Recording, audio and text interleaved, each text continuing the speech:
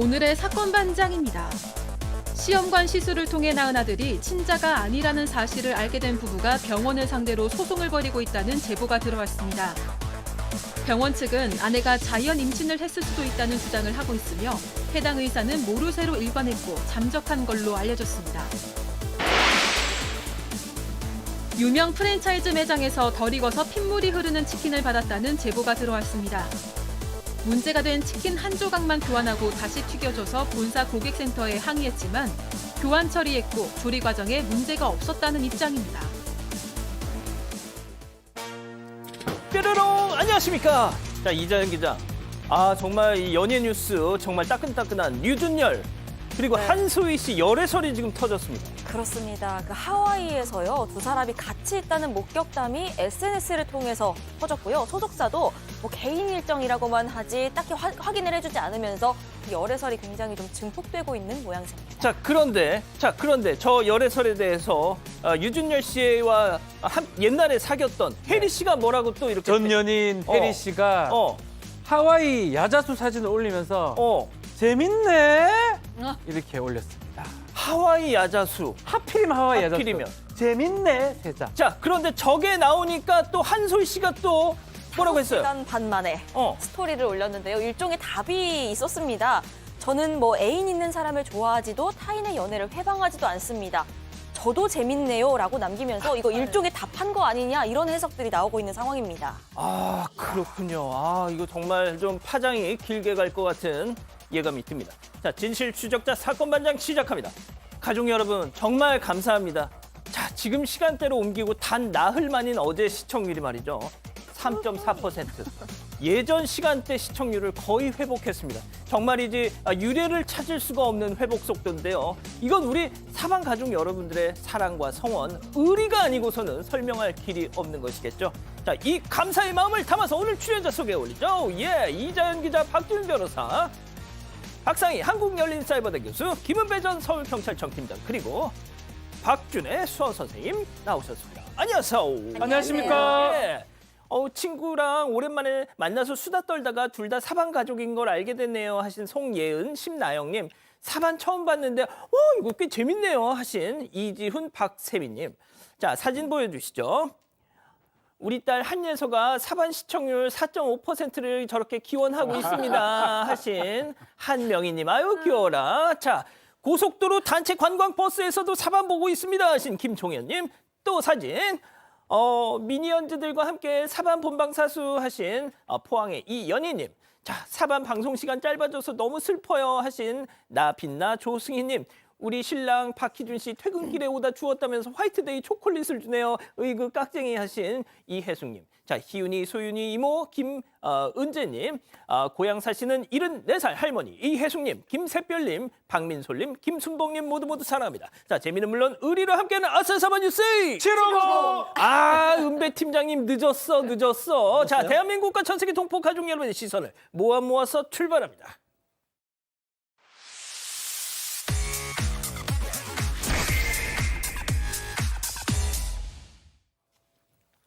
처음 달려보죠. 순식간에 화르릅니다. 자, 주유소에서 아주 위험천만한 일이 벌어졌는데요. 사방가족께서 제보해 주신 영상 함께 보시죠. 자, 주유하고 있는데 순간 불이 확! 집채만한 불이 직원과 주유기를 덮칩니다. 아이고야, 이거 그래. 아이고, 이젠 거의 주유기를 집어삼킬 정도로 저렇게 불이 붙고 있는데요. 자, 불길을 덮었습니다. 아이고, 자, 그런데 하얀 연기가 납니다. 그렇습니다. 직원들이 소화기로 진화를 시도하고 있는 것이죠. 자, 천만다행히 순식간에 불은 저렇게 잡히고 있습니다. 자, 왜 갑자기 무슨 담배를 핀 것도 아닌 것 같은데요. 교수님. 네, 오늘 있었던 일이에요. 오늘 저희 제보인데요. 강원도 삼척시 한 주유소에서 있었고 이제 이 기름을 휘발통에 주유하던 중에 화재가 발생했습니다. 와, 그런데 너무 훌륭해요. 주유소 직원들이 2분 만에 자체 진화를 했고요. 소방대원들도 바로 도착해서 7분 만에 완전히 진화해서 다행히 인명피해는 없었습니다. 근데 USB 차량과 주유기 한 대가 불에 탔어요. 왜 이런 불이 났냐면 유증기라고 하잖아요. 그러니까 이 기름 약간 그런 작은 이제 이 기체방울 같은 것들이 이게 이제 정전기를 만나면 이게 점화원이 돼서 불이 날 수가 있대요. 지금 그런 것이 아닌가 추측되고 있습니다. 그 SUV죠. USB 말고. SUV. 예. 자, 네, 두 번째 이어가겠습니다. 바다가 아파해요. 자, 사방가족께서 낚시하시던 중에 어이없는 모습을 보셨다는 겁니다. 제보 영상 보시죠. 엄마? 야, 앞에 그물 치는데? 야, 집에 가야 한다. 야, 요 앞에서 그물 치는데?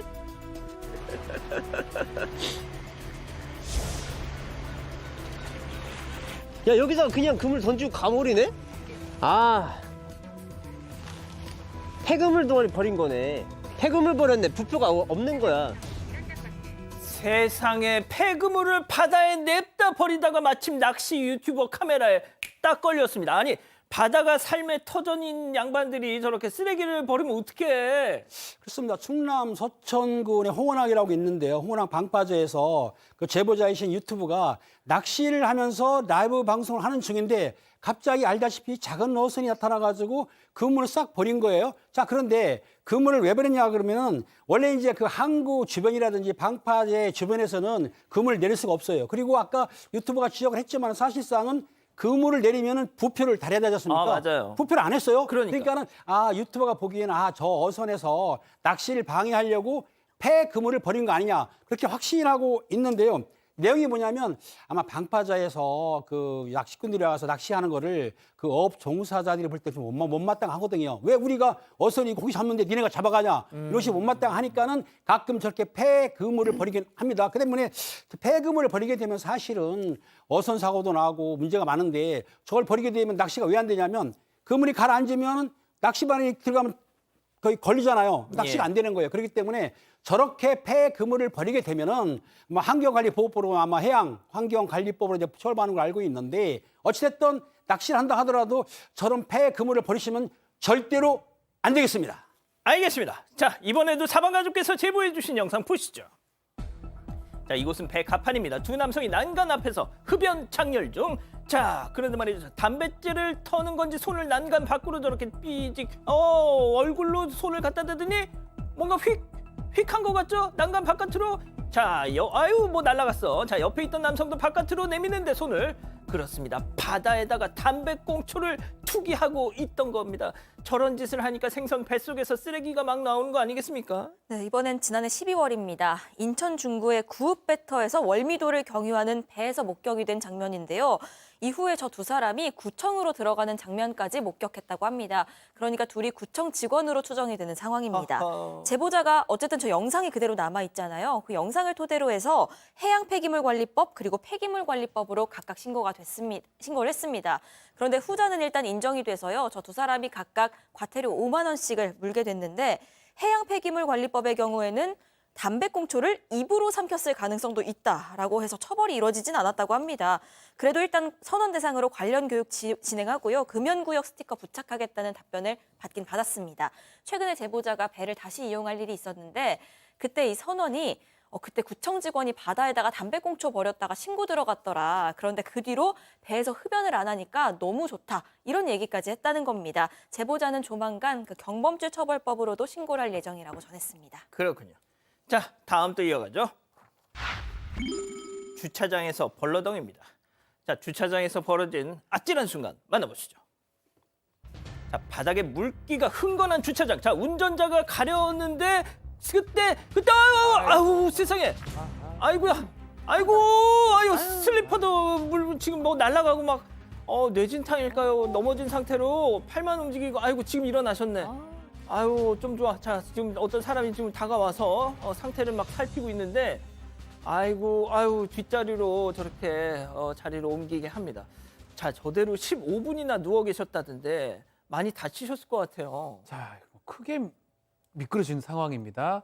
실제로 물이 좀 많이 와서 비가 내려서 물이 있는 상황이었고요. 또 그러다가 옷에 또 기름도 좀 묻어 있는 거 봤을 때는 맞아요. 이 상당히 좀 큰 사고로 좀 이어질 것 같은데 그래서 관리소에 뭔가 배상금을 달라, 보험 접수를 좀 해달라라고 요청을 했다고 합니다. 아유. 근데 관리소 입장에서는 보험을 하게 되면 부담금이 많이 들기 때문에 한 10만 원 정도 받아가면 안 되겠냐 라고 얘기를 했다고 해요. 그래서 좀 이 실랑이가 붙은 상황이긴 한데 뭐 엄밀히 말하면 많이 다쳤다고 하면 이제 문제인데 뭐 크게도 다친 것 같지는 않습니다. 한 15분 정도 있었다고 하긴 하는데 뭐 타박상이나 이 정도로 좀 보이는데 이 보험 접수 가능하기도 하고 아니 민사도 확인해야 되는데 이 사람 지금 슬리퍼 착용을 했거든요. 또 본인의 어떤 가실이 조금 있다고 봐야 될 것 같아요. 또 물기가 있으면 좀 조심해야 될 부분도 있고 그런 것들을 좀 따져봐야 될 것 같고 과실치상 뭐 이런 건 좀 성립하기 좀 어려워 보입니다. 예. 아무튼 이 설명이 좀 도움이 되셨으면 좋겠네요. 자, 다음 이어가죠. 슬금슬금 다가와 덥석입니다. 자, 택배 기사로 일하고 계신 사방 가족께서 제보해 주셨습니다. 최근에 너무나 열불 터지는 일이 있었다는 거죠. 만나보시죠. 자, 한 남성이 어슬렁어슬렁 저렇게 곧장 건물 앞으로 가는데요. 자, 바닥을 살피더니 앞에 서서 주변을 그냥 휙휙 막 들여다보고 있죠. 그러더니 발을 쭉 뻗어서 슬금슬금 개걸음으로 다가가더니 뭐 하려고 허리 굽혔다가 택배 들고 으라차차차 총총총총총 가다가 다시 뒤를 살짝 보더니 안 보지? 내 거야 이거. 자 하면서 사라집니다.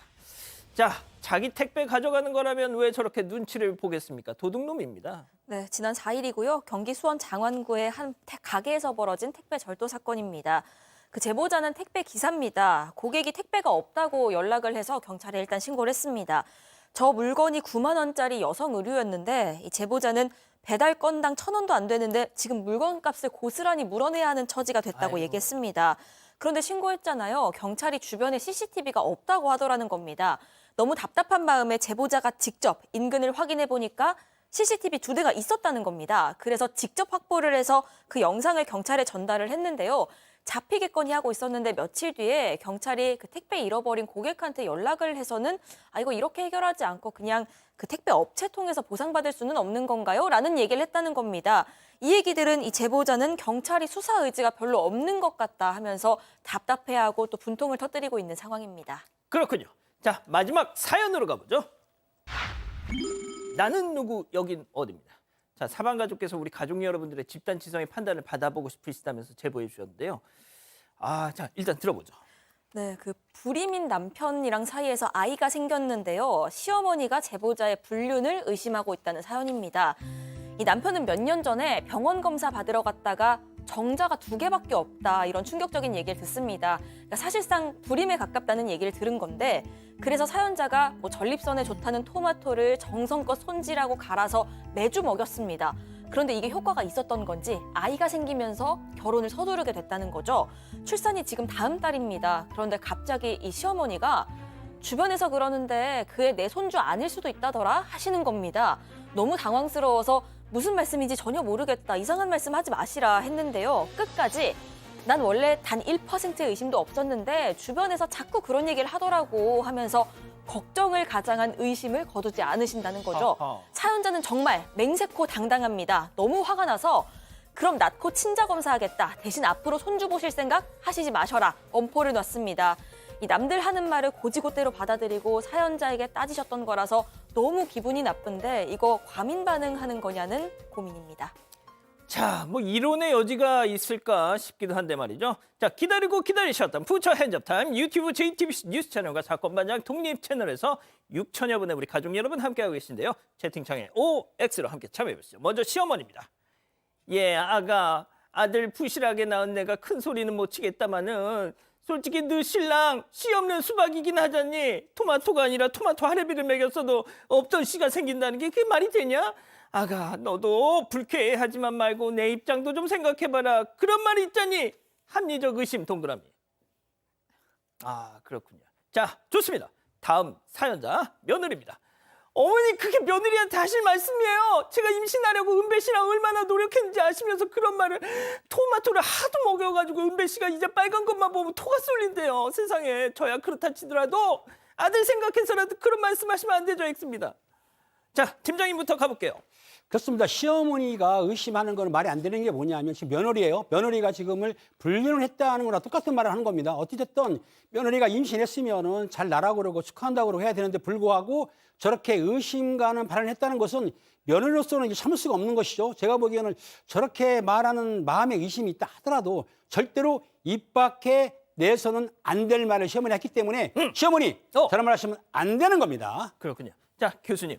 네, 저도 시어머니께서 너무너무 실수했다라고 생각을 해요. 뭐 이거는 정말 아무리 어른이셔도 며느리한테 나중에 무릎 꿇고 빌어야 될지도 모르는 정도의 사안이에요. 지금 아이의 뱃속에 있는 아이가 내 손자가 아닐 수도 있다. 네가 외도로 낳은 아이다라는 얘기일 수 있잖아요. 그런데 그거죠. 그 도대체 몇 달만 기다리면 아이가 있고 그 아이 생김새만 봐도 알 수 있을 걸 왜 그렇게 지혜롭지 못한 얘기를 하셨는지 제가 며느리여도 지금 이 얘기 사과 못 들으면 전 못 잊을 것 같습니다. 자, 네. 박 변호사님. 그래서 이 사연자님은 지금 이 진짜 시어머니하고 아이랑 연을 끊을까 이것도 지금 고민하신다는 거잖아요. 저는 그것도 사실 할 수 있다고 봅니다. 원래 이제 정자가 몇 억 마리, 저도 정확하게 모르겠습니다. 근데 좀 적긴 해. 2마리니까 적긴 한데 있긴 있는 거잖아요. 그 2마리를 통해서 임신의 가능성이 충분히 있기 때문에 만약에 뭐 0마리다 아예 안 된다라고 했다. 뭐 그래도 저런 말이 저는 안 좋다고 생각이 드는데 2마리가 있기 때문에 충분히 낮은 가능성이긴 하지만 임신 가능성이 있었던 거고 그런 상황이라면 저렇게 의심하면 안 되는 거거든요.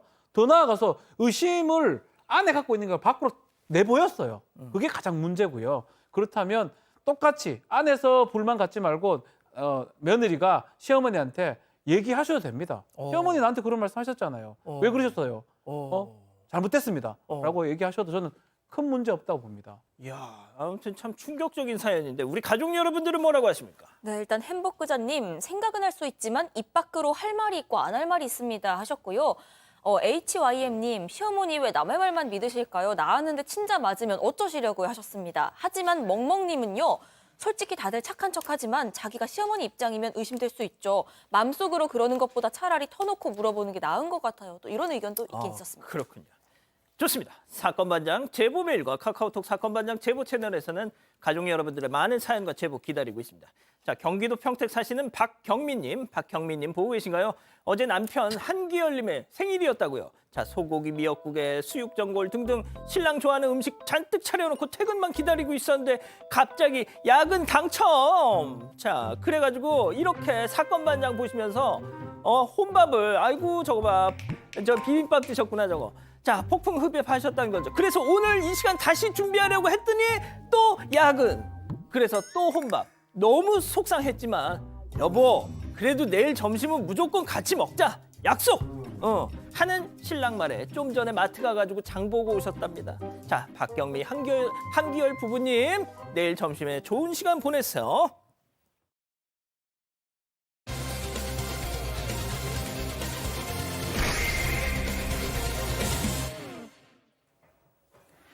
약 30여 년 전 난임을 겪던 부부가 서울의 한 대학병원에서 시험관 시술을 받고 아이를 출산했습니다. 그런데 몇 년 뒤 아이를 병원에 데려가면서 놀라운 사실이 밝혀졌는데요. 아이의 혈액형이 부부에게서 나올 수 없는 혈액형이었던 겁니다. 부부는 시술을 했던 의사에게 설명을 요구했지만 이 의사는 아무런 해명도 없이 잠적해버렸는데요. 이게 도대체 어떻게 된 일일까요? 저희가 작년에 제보를 받아서 한번 다뤘던 사건인데 다시 저희한테 제보를 주셨어요. 자, 일단 무슨 내용인지부터 정리하고 가죠. 네, 그 1996년도에 난임을 겪고 있었습니다. 이 제보자 부부가요. 그래서 서울의 한 대학병원에 가서 시험관 시술을 받았고 이게 성공을 해서 이듬해 아들을 출산합니다. 굉장히 기뻤고요. 둘째도 원했기 때문에 이어서 같은 의사에게 또 시술을 받아서 딸까지 출산했습니다. 이 시험관 시술이 여성의 난자랑 남성의 정자를 채취해서 체외 수정을 하고 배양한 뒤에 이걸 여성의 자궁 내에 이식하는 방식인데 첫째 아들이 5살쯤 됐을 때 소아과 갔다가 좀 이상한 사실을 알게 됩니다. 부부가 모두 B형이었는데요. 혈액형이요. 아들은 그 사이에서 나올 수 없는 혈액형 A형이었던 겁니다. 그래서 시험관 시술했던 의사에게 이거 어떻게 된 거냐 문의를 했습니다. 의사는 약간 당황한 것 같긴 했는데 그래도 뭔가 설명을 합니다. 영어로 되어 있는 어떤 서류, 문서 같은 것들을 보여주면서 이 시험관 시술을 하면 원래 종종 혈액형 돌연변이가 나오기도 한다. 아이 맞으니까 안심하시고 키우시라라고 답을 합니다. 자, 들으신 것처럼 부모가 모두 B형이었는데 아들이 A형이다. 뭐 초등학교 때, 중학교 때 다 배우잖아요. 나올 수가 없는 겁니다. 하지만 들으신 것처럼 의사가 막 뭐 이상 영어로 쓰여진 뭘 보여주면서 아이 이럴 수도 있어요. 돌연변이. 의사가 그렇다는데 믿어야죠. 그냥 지나갔습니다. 자, 그런데 아이가 성인이 된 이후에 충격적인 진실이 드러납니다. 당시 병원 관계자 그리고 제보자님과의 대화 들어보시죠. 선생님 쪽에서는 아무 답변이 없었나요? 뭐 문자도 보내놓고 통화를 하려고 했는데 아직 연락이 좀 안 돼서 다른 방법으로 연락을 취해보고 있다. 결국은 통화를 못하셨대요, 아직은. 저는 돌연변이가 있을 수 있다는 말을 아직도 믿고 있는 상황이에요. 유전자 검사를 이번에 했어요. 엄마하고는 일치하고 아빠하고는 불일치라 친자 관계가 성립되지 않는다고 그렇게 나왔더라고요. 그럼 이건 돌연변이가 아니라서 좀 저도 되게 많이 혼동스럽고 좀 힘든 상태예요. 정말 내내 불안하셨는데 그걸 지금 확인하신 거예요. 네, 그렇습니다. 그동안 이제 내 아들이라고 철석같이 믿고 키우셨고 아이도 우리 부모님이다라고 이제 철석같이 믿었던 거예요. 지금도 이제 그렇게 믿고 있습니다. 굉장히 사랑하는 가족인데 아들이 성인이 되고 나서 그래도 왜 이 아들과 부모님이 혈액형이 다른지 아들한테 설명해 주고 싶어서 병원에 2021년에 자료를 요청했는데 그때 이제 옛날에 그 해당 의사가 2018년도에 퇴직을 했고 지금 의사는 이렇게 보더니 좀 이렇게 곤란한 그런 반응이면서 옛날 의사하고 연락을 해보시는 게 좋겠다라고 얘기해서 옛날 의사한테 연락을 하는데 잠적을 한 겁니다. 네, 그 연락이 잘 안 되는 거예요. 그리고 이제 어쩔 수 없이 그러니까 아들하고 유전자를 진행을 했는데 아까 얘기하셨듯이 그 유전자 결과가 엄마하고는 일치하는데 아이 아빠는 일치하지 않는다가 나온 거예요. 이러니까 이건 뭐를 의미합니까? 결국에는 아빠가 아닌 엉뚱한 사람의 정자가 사용됐을 수 있다라는 가능성을 의미하는 거죠. 자, 이 제보자님이 아들이 첫째, 둘째가 따님인데 다행히 따님은 모두 일치했다고 해요. 문제는 지금 아드님입니다. 자, 결국 제보자님 이 부부는 지난해 그 해당 병원과 시술을 했던 지금은 하지만 은퇴한 그 대학병원 교수를 상대로 손해배상 청구 소송을 제기했는데 자, 병원 측이 재판에서 이런 주장을 했다고 합니다. 체크포인트 짚어보죠. 자연 임신 가능성이다. 무슨 얘기일까요? 들어보시죠. 의무 기록지가 없는 거로 알고 제가 외도하는 것처럼 보도가 나가서 저도 엄청 화가 나 있어요. 굉장히 모욕적이고 그리고 이건 진짜 이제는 용서라는 것도 없을 것 같아요. 이거 진실 파악하고 싶어요. 외도? 병원 측이요. 그 제보자가 자연 임신을 했을 수도 있는 거 아니냐 이런 식으로 얘기를 했다고 합니다. 그런데 엄마는 친자가 맞는데 아빠는 친자가 아니라는 결과가 나왔으니까 결국 이 말은 제보자가 그러니까 아내가 외도를 해서 아들을 낳았을 가능성을 시사한 거거든요. 제보자는 말도 안 되는 일이라고 얘기합니다. 시험관 시술 직후에 건강 문제 또 유산 우려 때문에 곧바로 입원을 했고요. 이것과 관련해서 당시의 진료 기록지까지 가지고 있습니다. 아마도 병원 측에서 이런 사실을 잘 모르고 이런 주장을 한 것 같다고 추측하고 있습니다. 그런데 병원 측은 여기서 그치지 않고요. 위로금으로 1,000만 원을 제안하기도 했습니다. 일단 제보자는 그런 주장을 했다는 것 자체가 굉장히 모욕적이고 용서할 수가 없다는 입장입니다. 일단 처음부터 이 병원 측은 제보자 부부에게 그 교수는 퇴직한 사람이라서 우리가 상관없다, 또 해줄 수 있는 말이 없다, 우리는 모르는 일이다, 관련 기록이 없다, 이런 얘기만 해오고 있습니다. 자, 생각해 보세요. 결국 그날의 진실을 알고 있는 사람은 단 한 명입니다. 바로 지금은 퇴직했다는 시험관 시술을 한 그 의사. 혹시 현재 입장 같은 게 전해진 게 있나요, 팀장님? 당시 제보자를 시험관 시술했던 그 의사는 사실은 본인이 아니고 법률 대리인을 내세워가지고 기억이 안 나는데요, 모른다 이런 식으로 입장만 재확인하고 있는 거고요. 근데 제보자의 아내 같은 경우에는 아이를 출산한 뒤에도 그 정기 검진과 진료를 받을 때 그 교수 의사를 계속 만났었고 또 그리고 가끔 안부를 주고받을 정도로 가까운 사이였다고 하는데요. 그런데 제보자 부부가 이제 진실을 알았지 않습니까? 진실 안 뒤에는 연락을 해보니까 연락이 두절된 상태로 연락을 안 받는 거예요. 그런데 다만 한 언론사의 기자가 의사를 직접 찾아가서 인터뷰를 요청을 했는데 그 의사가 뭐라고 했냐면 내가 20년 동안 진료를 해줬는데 아내분이 기억이 난다. 참 좋은 분이다. 그런데 시험관 시술에 대해서는 내가 기억하는 게 없다. 이제 와서 뭘 어떻게 검증해 줄 수 없다. 이렇게 거절을 한 거예요. 그리고 나서 이제 아마 그 사반 제작진이 연락을 했던 것 같아요. 연락했더니 전화기를 꺼져 있어요. 연락할 수가 없는 거죠. 그러니까 이 의사 같은 경우에는 다른 사람하고의 상태에서 절대로 연락 않고 지금 좀 숨어 있는 상태인 것이죠. 그러니까 말씀하신 것처럼 저희 제작진도 이 해당 의사와 계속 접촉을 했는데 안 됐습니다. 자, 박 변호사님. 네. 그런데 저희가 1년 전에 이 사건을 소개했을 당시에는 공소시효가 지나서 소송이 좀 어려울 수 있다. 네. 뭐 이런 얘기를 했던 기억이 납니다만 제보자님은 그래도 일말의 가능성을 갖고 지금 무슨 준비를 하시나 봐요. 그렇죠. 민사소송이면 이제 엄밀히 말 소멸시효라고 이제 표현을 합니다. 불법 행위가 돼요. 어떤 고의 과실에 의해서 어떤 불법 행위를 해서 손해를 줬는 거예요. 정신적 손해 뭐 이런 것도 줬기 때문에 불법 행위에 의한 손해배상 청구를 할 수 있는데 문제가 소멸시효가 있습니다. 그런 사실이 있었던 날로부터 10년, 그것을 알고 난 날로부터 3년. 이게 지나가면 소멸시효가 걸려가지고 더 이상 소송으로 다툴 수가 없는 상황이 되는데 예외적인 경우가 좀 있어요. 특히 내가 책임질 수 없는 사유로 그 시간이 지났을 때는 그 시기를 뭐 뒤로 미룰 수도 있는 겁니다. 제가 봤을 때는 중요한 타임이 뭐냐면 예. 나중에 혈액형 알게 돼서 물어봤을 때 예. 그때 좀 얘기를 좀 해줬어야 되거든요. 당연하죠. 그때 의무가 발생했다면 그것도 시점을 볼 수가 있고요. 또 2021년이었나요? 아들이 이제 인지했을 때 그때부터 기산을 한다 그러면 소송할 때 소멸시효하고 좀 관계가 없을 가능성도 있기 때문에 그렇다면 예외적으로 소멸시효를 피해가서 재판이 또 가능할 수도 있지 않을까 생각을 좀 해봅니다. 자, 그런데 이게 뭐 무슨 배상을 받든 말든 교수님 네. 이 상처를 어떻게 할 거야 이거.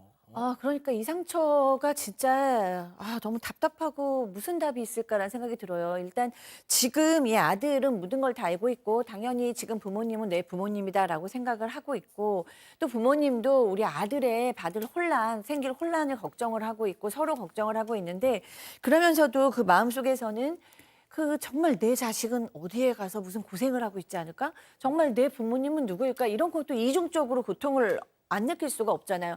그래서 지금 아들도 이 부모님이 혹시 너무 상처받지 않았을까도 고민해야 되고 내 상처도 고민해야 되고 정말 내가 얼굴 보지 못하고 만난 나의 진짜 부모님에 대해서도 혼란스럽고 이런 정말 누구도 풀어줄 수 없는 고통이 있는 거고요. 또 이 아버님이 겉으로는 괜찮다고 하셨지만 너무너무 속이 상했었나 봐요. 지난해에는 자신의 선택이 분노의 화살로 돌아가길 바란다라는 내용의 편지를 남기고 극단적인 선택도 시도하셨대요. 아유. 다행히 이제 지금은 이제 회복이 되셔가지고 아유. 잘 계시긴 하는데 그 정도로 마음에 고통이 심하셨습니다. 박 변호사님 네. 어떻게 해야 돼요 그럼? 자, 이게 왜 이렇게 소송을 제기하냐? 소송 쉽지 않음에도 불구하고 제기하는 거는 진심 어린 사과하고 이러한 일이 일어나지 말아야 되기 때문에 했다라고 합니다. 진실 규명을 위해서. 근데 문제가 있어요. 이 교수가 이렇게 이렇게 인공 시술을 한 게 1000여 건을 했다라고 하거든요. 아우. 자, 경우의 수가 있겠죠. 다른 정자를 사용했을 수도 있고요. 다른 정자 난자를 뭐 여러 가지 가능성이 지금 상상도 못할 일들이 지금 일어날 수 있는 거거든요. 이렇게 소송을 제기한 이유는 나한테도 이렇게 잘못된 시술이 발생했다면 또 다른 누군가 1000여 건 사건이기 때문에 또 다른 누군가도 이 같은 일을 겪을 수 있기 때문에 그래서라도 이 사람 지금 계속 피하고 있기 때문에 진실을 반드시 밝히기 위해서 소송을 진행했다고 하고요. 만약에 시술 과정에서도 다른 정자가 바뀌었다 그러면 세상에. 또 다른 사건도 있을 수 있다는 게 충격적입니다. 그러니까 같은 시기에 시험관 시술을 했던 네, 뭐 여기일 수도 있고요. 더 궁극적으로 나쁜 거는 계속 실수를 반복했다면 더 많을 수도 있는 거거든요. 와우. 그 부분이 상당히 지금 걱정스러운 부분입니다. 알겠습니다. 계속 좀 봐야 되겠네요. 첫 번째 사건 정리하고요. 두 번째 사건 이어갑니다.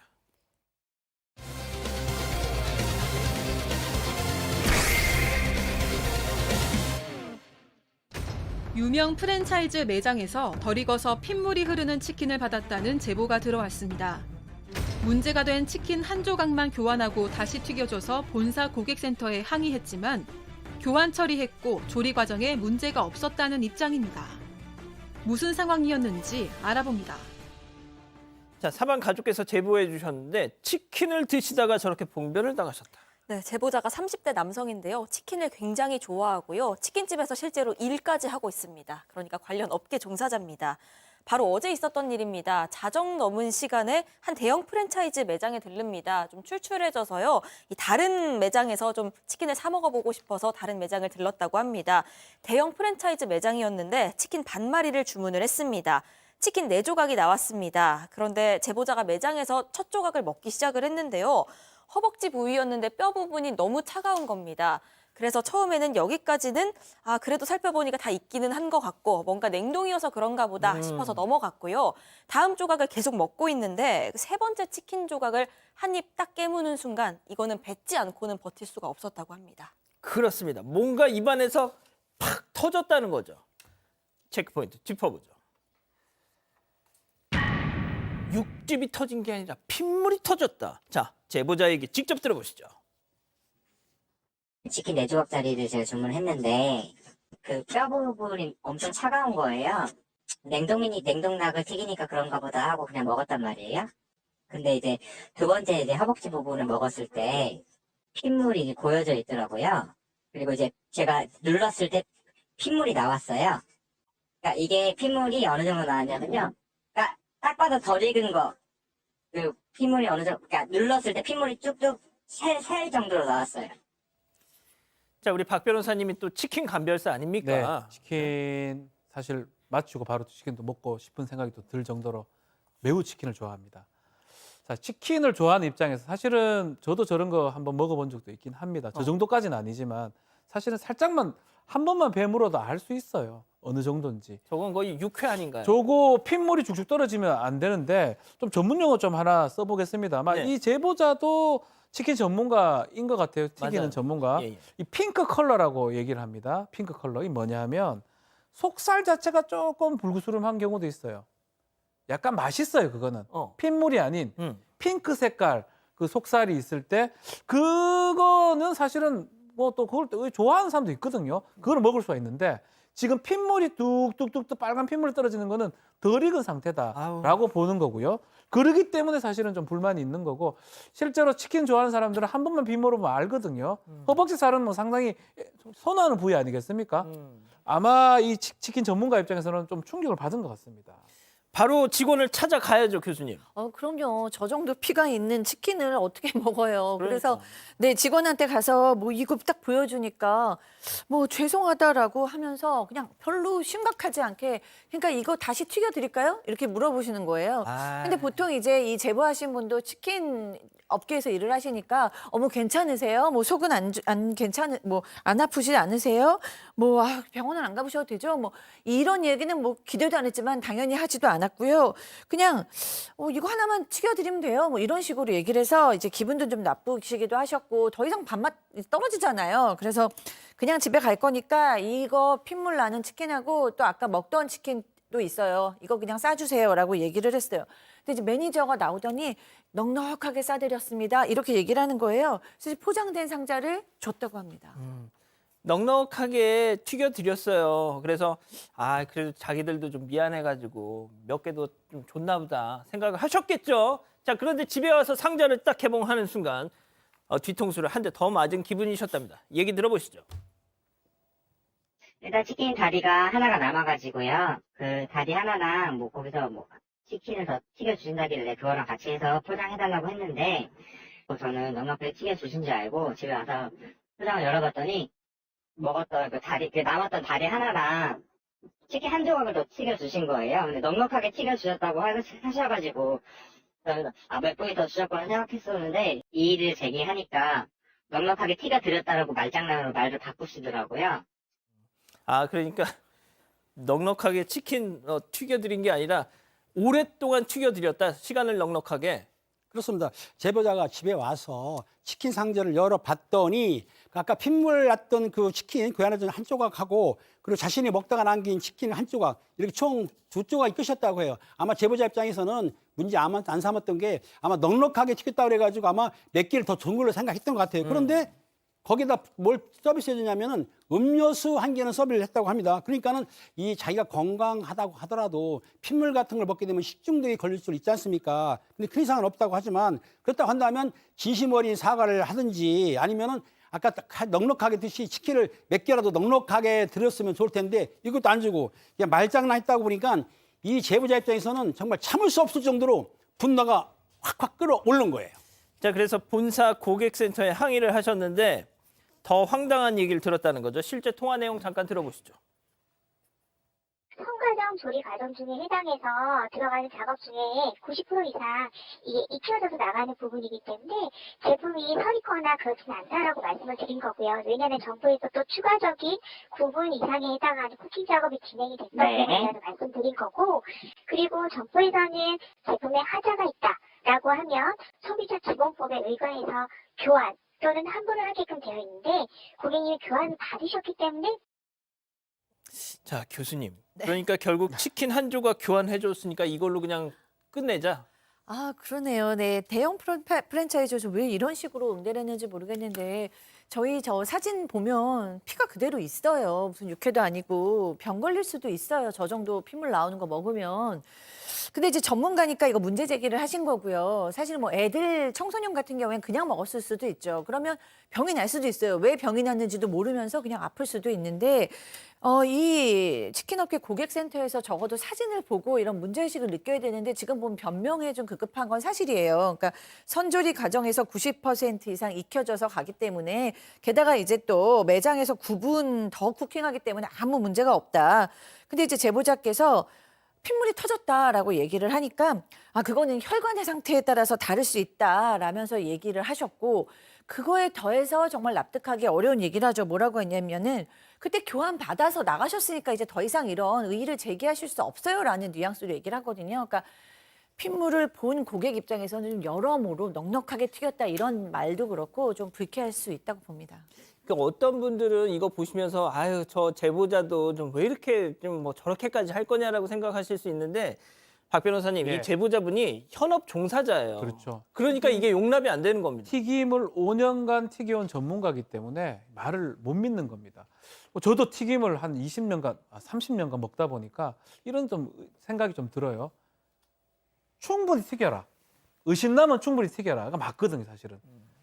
더 많이 튀긴 거는 뭐 먹을 수 있지만 덜 튀긴 거는 뭐 튀김에서는 최악입니다. 그래서 핑계를 대는 게 뭐 방열 작업이 완벽하지 못했다. 무슨 선 작업을 했는데 매뉴얼 부분이 좀 매뉴얼을 다 준수했는데 설익은 부분 아니다 이렇게 얘기를 한다고 하는데 이 제보자가 좀 전문가 아니겠습니까? 허벅지 이 부분이 잘 익지 않기 때문에 뭐 저도 정확하게 모르지만 이 뼈를 꺾어서 이렇게 작업을 하는데 좀 충분히 펴서 아마 그 작업을 하지 않은 것 같다라고 얘기를 하고 있고요. 이거는 덜 익은 게 맞다. 조리가 잘못됐다라고 지금 얘기를 하고 있는 것입니다. 아유, 알겠습니다. 좀 답답하네요. 자, 두 번째 사건 이렇게 정리하고요. 별별 상담소 이어갑니다.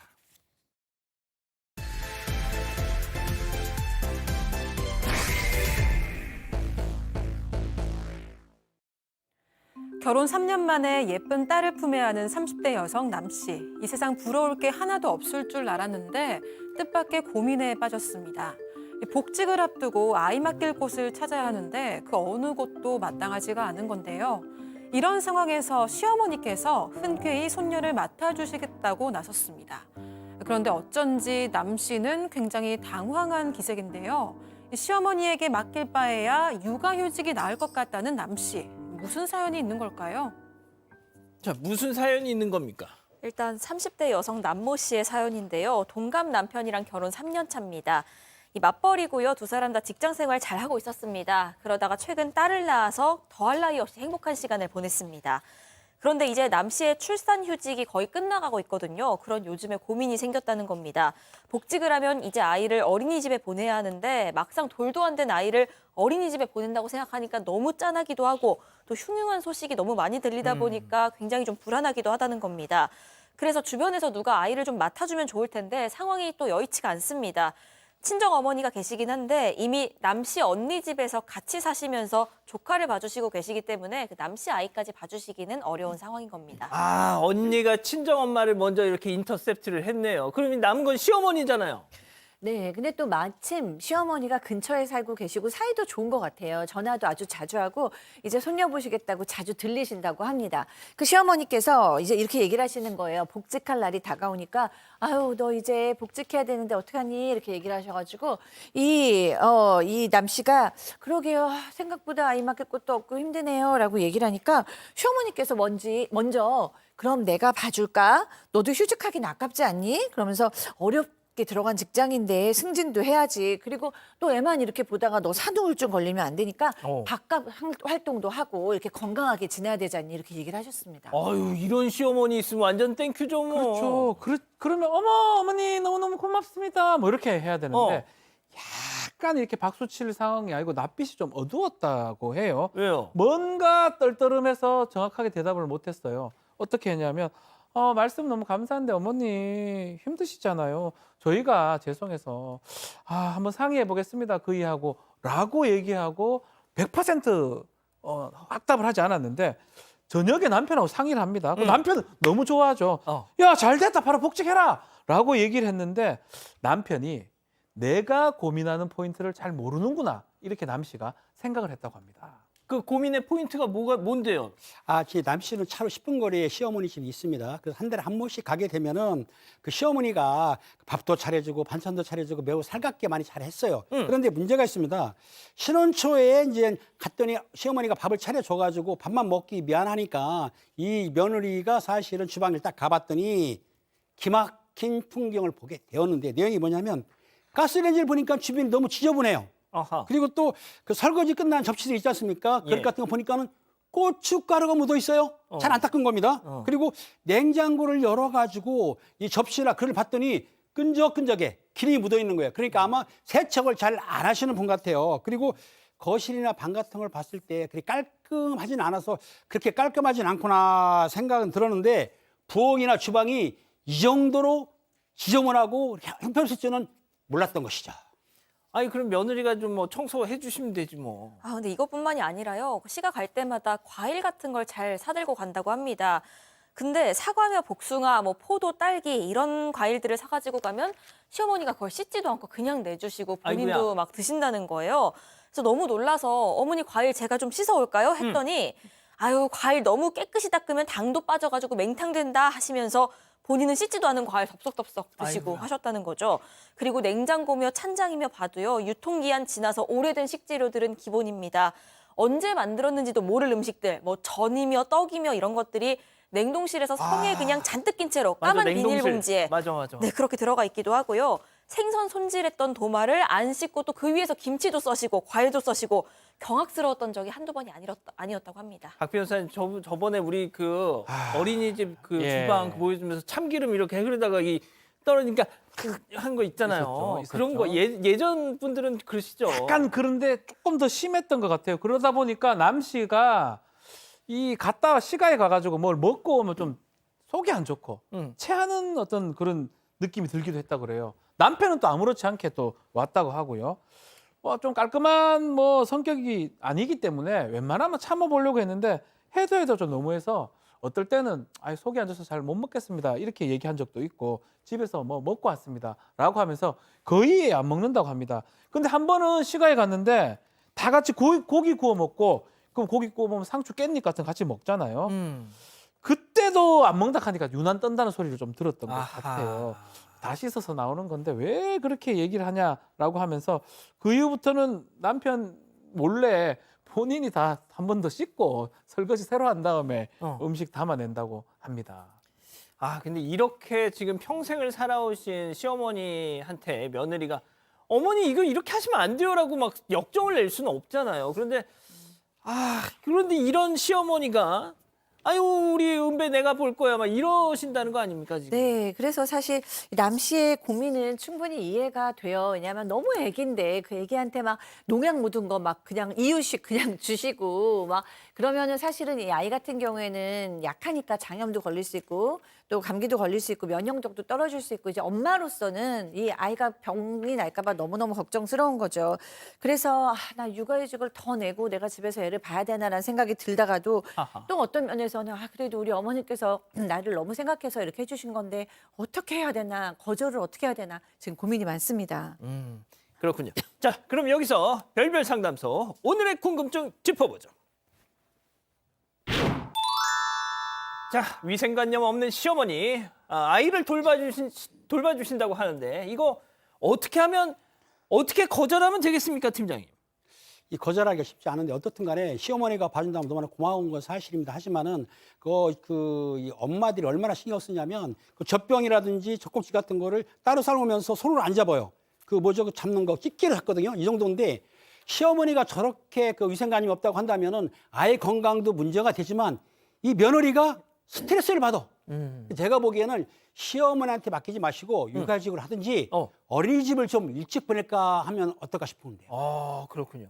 자, 교수님은요? 네, 이거는 근데 정답은 없는 것 같고 결국에는 이제 엄마의 선택인 것 같아요. 그런데 지금 시어머니께서 좀 심하기는 하시거든요. 여러모로 좀 위생에 문제가 있기는 합니다. 그래서 뭐 정답은 없지만 제가 이제 선배 엄마로서 나 같으면 어떻게 할까 생각해 보면 사실은 뭐 저는 가능하다면 최대한 육아휴직을 제가 하든지 남편이 하든지 해서 직접 아이를 기르는 게 물론 가장 좋다라고 생각을 하고요.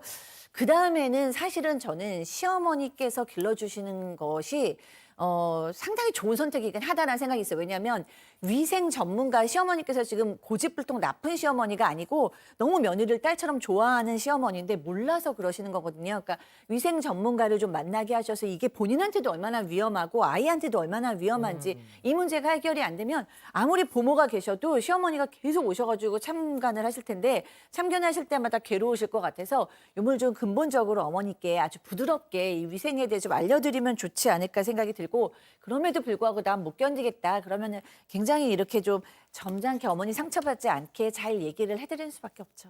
자, 박 변호사님. 예. 지금 채팅창을 보니까 또 어떤 분들은 며느리가 너무 유난 떤다. 아니에요.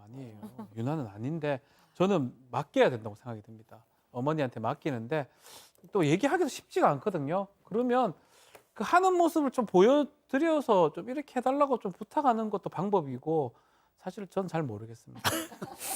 안 맡길 수는 없어요. 이거 싸움 납니다. 어떻게 안 맡깁니까? 지금 대구에서 이 여사님 보시면서 지훈이 이놈 너도 다 옛날에 저렇게 키웠어 이놈아. 뭐 저희 어머니 이러고. 지금 보고 계시는 건 거의 확실한데 저희 어머니 깔끔한 편이라서 진짜? 전혀 그렇진 않은데 정말. 하여튼 이거는 어머니가 좋은 마음으로 하는 걸 하지 말아달라고 하기엔 좀 쉽지 않아요. 그러니까요. 그래서 받아들이시되 현명하게 대처하십시오. 자, 우리 가족 여러분들 많은 의견 주고 계십니다. 네, 군산 사는 남원땡님 혹시 음식도 막 씹어서 먹이고 그러시는 건 아니겠죠 하셨고요. 와와님 그냥 맡기지 마시고 어린이집 보내세요 하셨습니다. 그런데 막내 누나님 식기세척기 사드리세요. 나이 들면 눈도 안 보이고 손의 관절도 나빠지시거든요 하셨고요. 황민용님 남편도 근데 그렇게 키웠는데 건강하고 아무 문제 없잖아요. 또 이런 의견도 주셨습니다. 뭐 그건 모르는 일입니다. 자, 그럼 이렇게 정리하고요. 글로벌 픽 이어갑니다.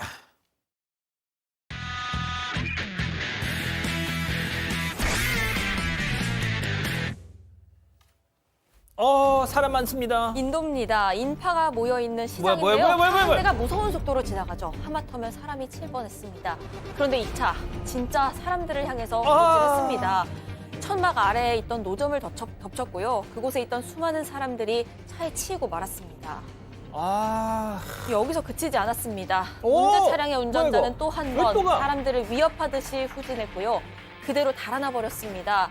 화가 난 사람들은 우르르 뛰어가서 차를 뒤쫓았고요. 이내 잡는 데 성공을 했습니다. 그리고 문제 차량을 마구 부수면서 응징에 나섰는데 그도 그럴 게 이 사고로 22살 여성이 안타깝게도 숨졌고요. 최소 6명이 크게 다쳤기 때문입니다. 왜 저런 거예요 도대체? 네, 경찰에 따르면 이 차량에 2명이 타고 있었고 운전자가 술에 취해 있는 상태였다고 합니다. 두 사람 역시도 크게 다쳐서 현재는 병원에 입원한 상태고요. 회복하는 대로 경찰 조사 받을 예정입니다. 다음은 미국으로 가보시죠. 네, 교차로 우회전 차선에 트럭이 멈춰서 움직이질 않습니다. 결국 뒷차 운전자가 경적을 울립니다. 그런데 이 경적에 화가 난 건지 트럭 운전자 대뜸 차에서 내려서 걸어오는데요. 당시 영상 보고 오겠습니다. doing?